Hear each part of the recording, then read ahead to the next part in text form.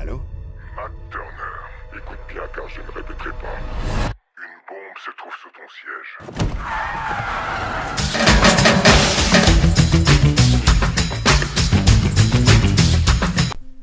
Après l'avion, le train, Liam Neeson nous revient dans une énième série B à concept où il se retrouve accusé à tort.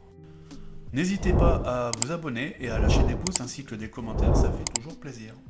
Matt Turner, prospère dirigeant d'une banque américaine basée à Berlin, conduit avec ses enfants dans la voiture pour l'école lorsqu'il apprend d'un mystérieux individu par téléphone que la voiture contient une bombe sous son siège qui explosera si quelqu'un sort du véhicule.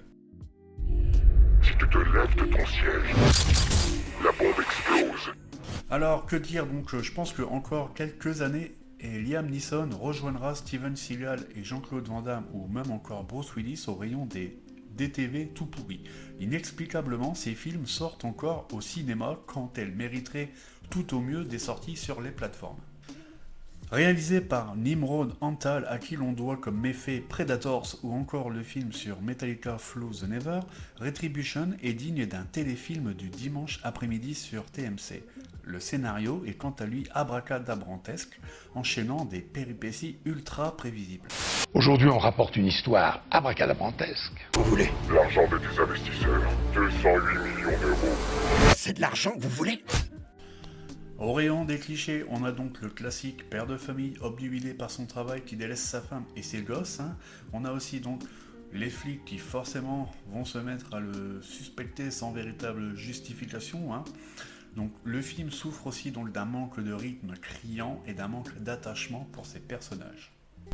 La ville de Berlin, quant à elle, aurait pu être justement un personnage très important du film. Hélas, cela semble accessoire, les scènes de voiture étant majoritairement. Je te vois. Le twist final qui révèle l'identité de l'antagoniste est quant à lui complètement claqué au sol, tant c'est prévisible au bout de 5 minutes de film. Par ailleurs, un léger coup d'œil au casting permettra non sans mal de deviner ce fameux twist.